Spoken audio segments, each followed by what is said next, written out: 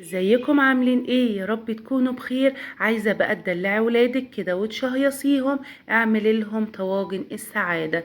بجد مفيش احسن من كده طواجن. طعم، ريحه، بجد حاجه كده خطيره خطيره خطيره. هتعجبهم جدا جدا جدا. ندخل بقى على طول على الطريقه. نشوف عملنا الطواجن السعاده دي ازاي. اول حاجه، طاسه على النار تكون سخنه. حطينا فيها شويه زيت كده مش كتير. عليهم بصلاية كبيرة مبشورة ناعم زي ما انت شايفة كده بالظبط. انا البصلاية دي بشراها ناعم. حطيت فيها مكعب مرق الدجاج عشان يساعد البصلاية بتاعتي تاخد لون بسرعة. تمام، انا عايزاها بس تاخد لون كده حلو كده البصلاية قبل ما اضيف الفراخ بتاعتي. انا بجد عايزاكي تجربي الطواجن دي، هتعجبك قوي قوي قوي. دلوقتي ده نص كيلو مفروم فراخ.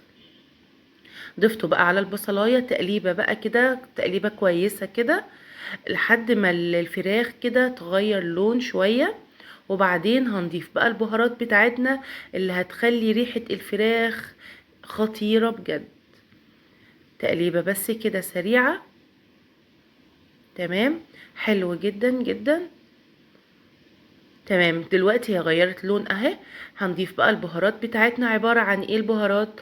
ملح وفلفل والسبع بهارات، قرفة، كزبرة، بابريكا، وبهارات فراخ. البهارات دي انا بتبعها باستمرار لما باجي اعمل فراخ.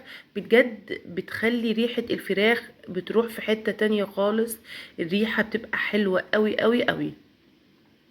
حطيت معلقة صلصة كده كبيرة.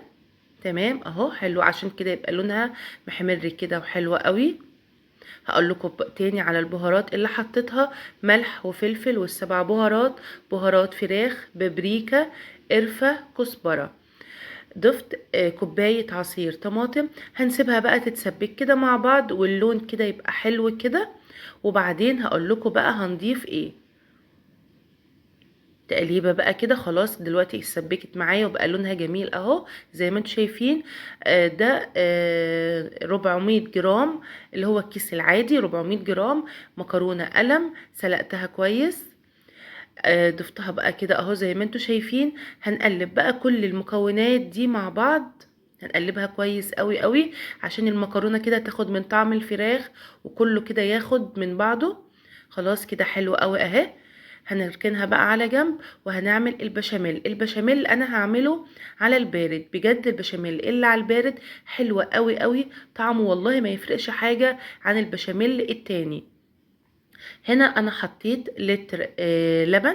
تمام، عليه 4 معالق كبار دقيق، معلقتين كبار لبن بودرة، مكعب مرق الدجاج، وملح وفلفل بس كده، ومعلقة سمنة كبيرة اهو زي ما انتوا شايفين كده بالظبط.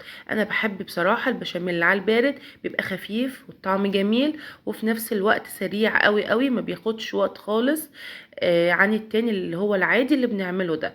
بجد حلو قوي قوي البشاميل اللي على البارد، انصحك فعلا بيه.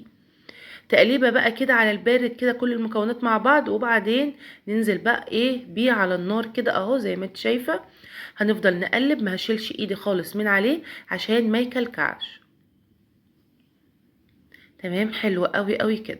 يبقى انا حطيت هنا لتر لبن، عليه 4 معالق كبار دقيق، معلقتين كبار لبن بودرة، مكعب مرق الدجاج، ملح وفلفل.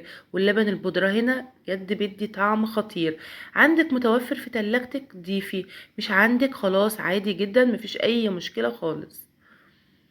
خلاص زي ما انتم شايفين اهو، تقل كده والقوام بقى بجد روعة. ده القوام اللي انا عايزاه. خلاص طفيت عليه النار. حلو قوي كده خلاص. نجيب بقى طواجن السعادة بتاعتنا الحلوة دي. هضيف كده في كل طاجن كبشة كده من البشاميل اهو. انا عملت 4 طواجن، انت تقدري تزودي مفيش مشكلة. يعني حسب عدد اسرتك ايه. انت ممكن تزودي. انا عدد اسرتي 4 فعملت 4 طواجن. حطيت في كل طاجن كبشة اهو، كبشة من البشاميل. وبعدين حطيت في كل طاجن مكرونة اهو، مكرونة اللي بالفراخ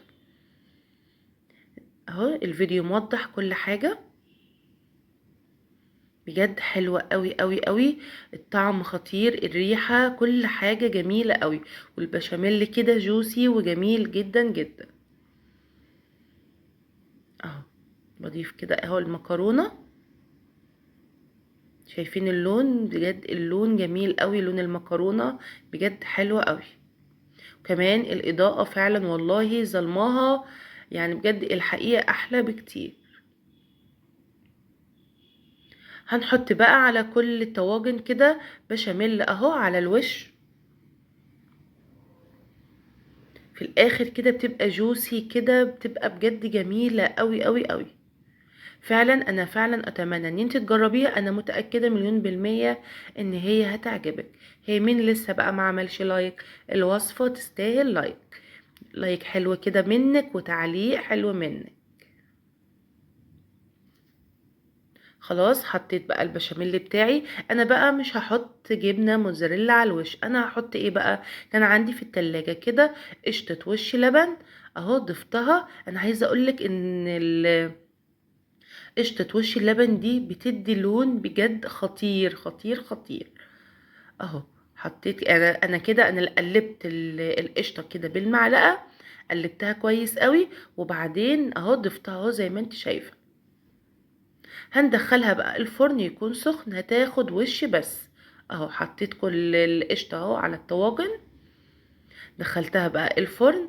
طالعه بقى بالجمال ده، شايفين بقى الجمال؟ جوسي كده خطيره بجد، حلوه قوي قوي قوي. شايفين بقى جوسي ازاي وحلوه ازاي؟ بجد حلوه قوي قوي قوي. اتمنى فعلا ان انتوا تجربوها، واشوفكم على خير في وصفات تانية. مع السلامه.